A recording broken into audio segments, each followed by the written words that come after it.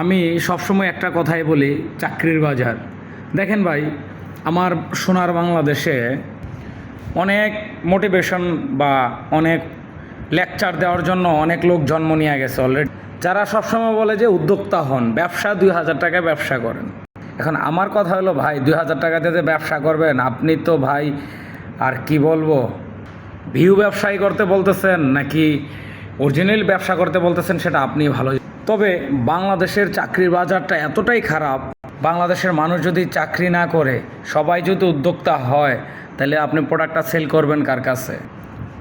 মাসের 1 তারিখ আসলে দেখা যায় আশুলিয়ার প্রতিটা ফ্যাক্টরি গেটের অবস্থা কী ধরনের বাজে অবস্থা। শয়ে শয়ে হাজার হাজার লোক শুধু ফ্যাক্টরি গেটগুলোতে দাঁড়ায় আছে চাকরি নেওয়ার জন্য।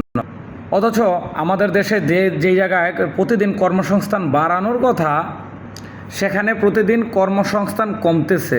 এটার কারণ কে, সেটাই তুলে ধরবো আগামী সামনের কিছু দিনের মধ্যেই।